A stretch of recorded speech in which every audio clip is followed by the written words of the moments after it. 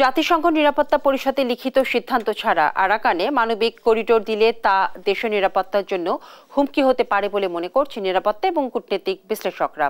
তাদের মতে এমন সিদ্ধান্তে ভূ রাজনীতিতেও ব্যাপক প্রভাব পড়বে, তাই এমন স্পর্শকাতর বিষয়ে সরকারকে ভেবে চিন্তে সিদ্ধান্ত নিতে হবে। যদিও বিষয়টি নিয়ে কোনো আলোচনা হয়নি জানিয়ে প্রধান উপদেষ্টা প্রেস সচিব বলেন, জাতিসংঘ রাখাইনে মানবিক সহায়তা দিতে চাইলে লজিস্টিক্স সাপোর্ট দিতে প্রস্তুত বাংলাদেশ। তাইফুর রহমান তুহিনের প্রতিবেদন।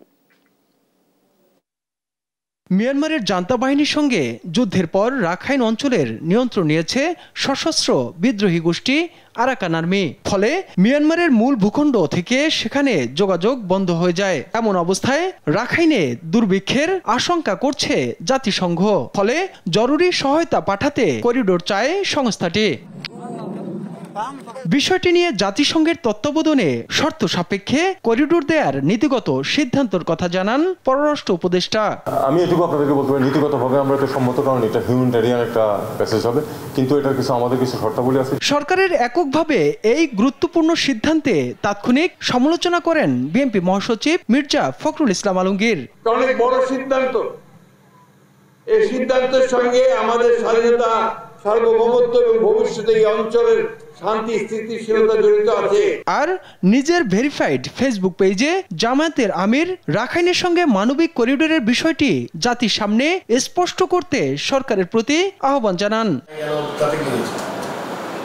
এমন বাস্তবতায় বাংলাদেশ জাতিসংঘকে সহায়তা পৌঁছাতে করিডোর সুবিধা দিলে কি ধরনের প্রভাব পড়বে এ নিয়ে কথা বলেন নিরাপত্তা বিশ্লেষক ও কূটনৈতিক বিশ্লেষকরা। তো দেখা দরকার যে আরাকান আর্মি যে চাচ্ছে সেটার লিখিত কোথায়, তার মধ্যে যে আমাকে কনসেন্ট দিচ্ছে যে হ্যাঁ তুমি হেল্প করতে পারো, সেটার লিখিত কোথায়।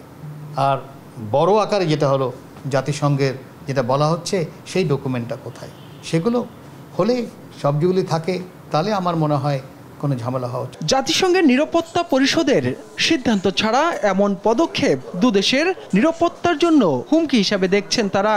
এমন স্পর্শকাতর বিষয়ে অন্তর্বর্তী সরকারকে ভেবেচিন্তে সিদ্ধান্ত নেয়ার তাগিদ তাদের। আমরা কোনো পশ্চিমা গোষ্ঠীকে জাতিসংঘের অধীনেই হোক আর অন্য যে কোনো পরিচয়ই হোক করিডোরের ব্যবস্থা করে দেই, সেটা চীন স্বাভাবিকভাবে নিবে না।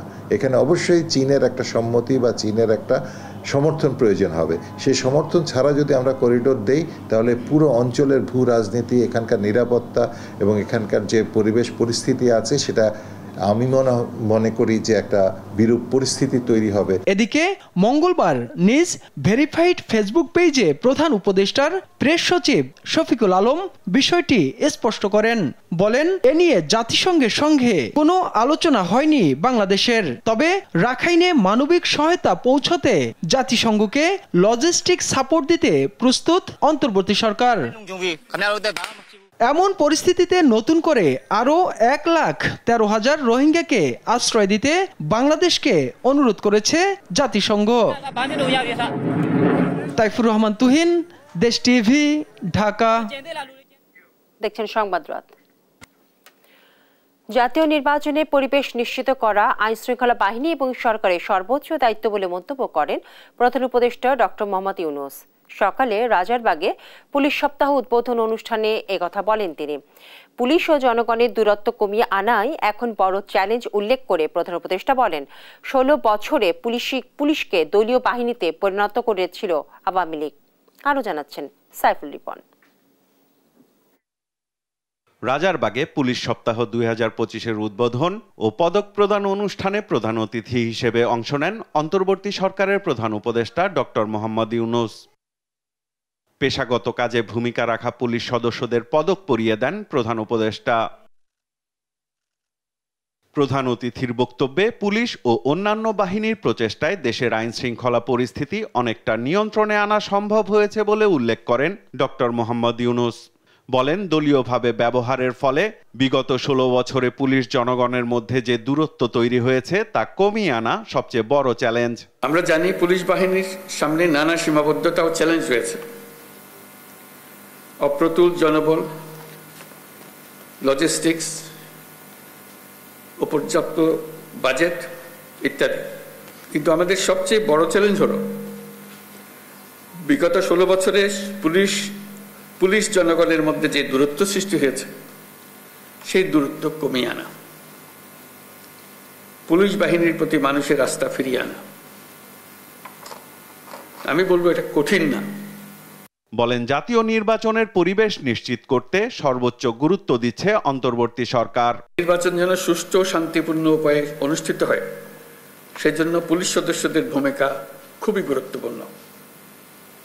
নির্বাচনে সকল প্রতিদ্বন্দ্বী প্রার্থীর প্রতি সমান আচরণ ও ভোটাররা যাতে নির্ভয়ে নির্বিঘ্নে নিজেদের ভোটাধিকার প্রয়োগ করতে পারে সেই পরিবেশ নিশ্চিত করা আপনাদের এবং আমাদের সর্বোচ্চ দায়িত্ব। মনে রাখবেন, কোনো ব্যক্তি যদি অন্যায় বা অনিয়মের মাধ্যমে নির্বাচিত হয়, সে ব্যক্তির দ্বারা ন্যায় প্রতিষ্ঠা সম্ভব নয়। অশুভ শক্তির অপচেষ্টা মোকাবেলায় সবাইকে সতর্ক থাকার আহ্বান জানান প্রধান উপদেষ্টা। আমরা একটা যুদ্ধ অবস্থায় আছি। অশুভ চক্র আমাদের স্বপ্নকে, আমাদের ঐক্যকে ভেঙে দিতে সব শক্তি নিয়ে চেষ্টা করছে এবং চেষ্টা আরো কঠোরতর করবে। একে প্রতিহত করার জন্য আপনাদেরকে সবসময় সতর্ক থাকতে হবে। দেশের মানুষ নারীর প্রতি সহিংসতার বিরুদ্ধে পুলিশকে শক্তিশালী অবস্থায় দেখতে চায় উল্লেখ করে প্রধান উপদেষ্টা বলেন, দেশের জনগণের সাথে পুলিশের সম্পর্কই নির্ধারণ করে আমরা সভ্যতার কোন স্তরে আছি। এটা দেখেই সারা দুনিয়া বিচার করে আমরা সভ্যতার কোন স্তরে আছি। সাইফুল রিপন, দেশ টিভি, ঢাকা। এই ছিল এখনকার সংবাদ রাত। পরের বুলেটিন দেখার আমন্ত্রণ রইল। ধন্যবাদ সবাইকে।